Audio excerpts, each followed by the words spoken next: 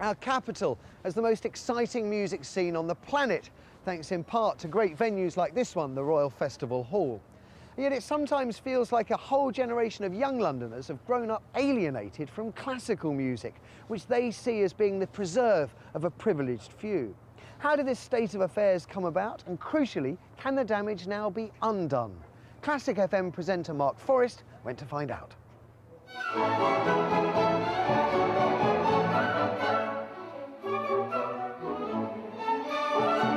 The Barbican Youth Orchestra is one of the most prestigious in the capital, showcasing the playing of some of the cream of London's young classical music talent.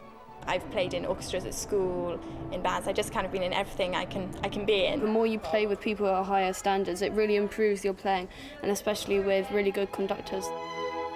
These young players have been fortunate enough to have had their talents spotted and nurtured from an early age. But for many of London's children, the world of classical music may as well be on another planet. For many kids in the state school system have never learned a classical musical instrument or learnt to appreciate classical music. The quality of education is very patchy, and if you come from a low-income family and you want to learn a musical instrument, you want to develop your talent, go on perhaps and be a professional, it really depends on where you live, the access that you have and the support that you get. The Lansdowne Green Estate in Lambeth is in one of the most socially deprived areas of the capital, and hardly any of the teenagers here play orchestral instruments. But thanks to a government scheme launched last summer, many of the younger children growing up here have embarked on a musical journey that could transform their whole lives. 3, 4, 5.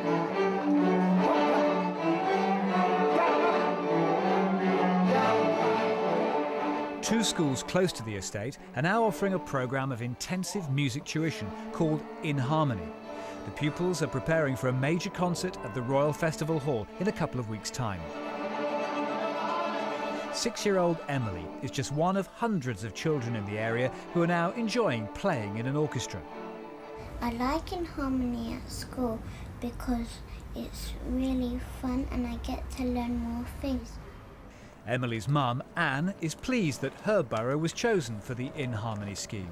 It's involving them more as a community, and it's also giving them something to look forward to rather than sitting around being bored.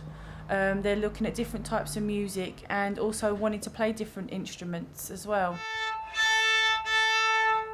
Some people are put off with paying for lessons and also the instruments because they are quite expensive, but with the In Harmony it's like it helps them, it's free, which is a lot better for the children around here.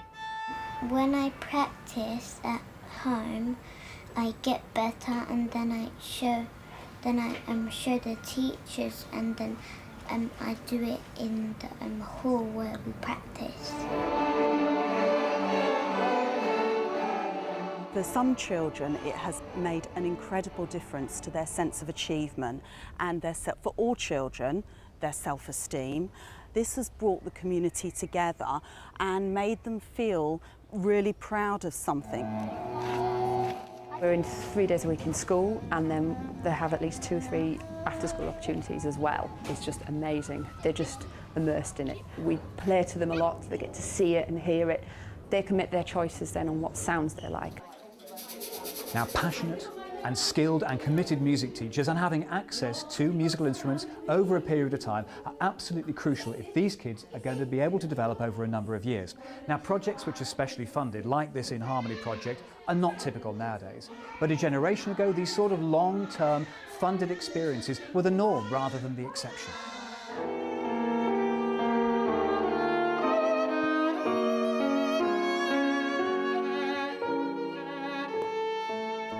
Lawrence Power is a world-renowned viola player. As a child, he benefited from the network of local authority music services that were created after World War II and which ensured that good tuition for talented pupils was available and usually free. I started playing the viola in 1985 when I was 8 years old, and you know, I came from a family that classical music didn't figure. When I was growing up studying, at the very beginning the whole peripatetic system was obviously paid for, so my parents didn't have to pay for that. And then when I came into London for my lessons, that was means tested, so my parents were fortunate enough to have help with that. So really, all the way along, I've had help financially. Up until the late 1980s, local authorities were required to fund their music services, and music and the arts were treated as a crucial part of the curriculum rather than a luxury add-on. I was at an inner-city state school. We had a cupboard full of musical instruments. You chose the one you liked. In my case, it was a clarinet. If you were any good, education and teaching was paid for by the school. So how did classical music become so inaccessible? Because of the local funding cuts of the late 1980s, in some places, particularly London, where the whole of the Inner London Education Authority was dismantled and that we went down to very, very small boroughs, those boroughs, generally speaking, were not large enough to sustain an instrumental music service. At the same time, the local authorities were being encouraged to devolve much of the funding to schools. When the funding was devolved to schools, they didn't always spend it on music. So effectively in London, things just disappeared completely. A lot of children simply didn't get the chance to play an instrument at all if their parents couldn't afford to pay for their lessons.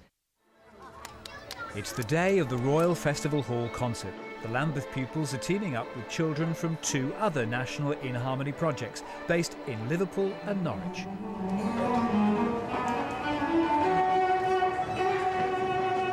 One of In Harmony's biggest supporters is the world-famous cellist Julian Lloyd-Webber. In Harmony could be a nationwide project where this is basically how music is taught all over the country. That's what it could be, and it would also then have a massive social effect. There's been all this talk, masses of talk about broken Britain. This is something that would bring it together. But the funding for In Harmony is only guaranteed until April. So how can its legacy be safeguarded?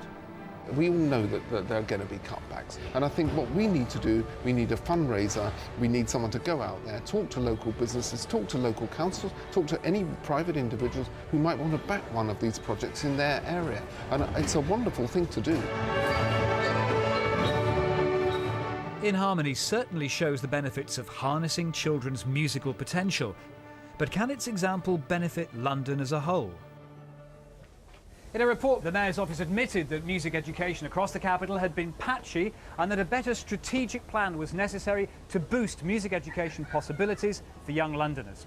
Really what we need is to have the principles of In Harmony throughout the system. We had a very good music system and lots of people have benefited from that. My worry is that in 20 years' time, if we don't keep up the investment, that will fall away and London will lose its place. Our strategy is about bringing organisations to work together. We have spent £250,000 on a fund for professional musicians to work with children, which I think is a fantastic thing to do, and to organise events, training, really create a structure for music education that goes beyond the one-off project.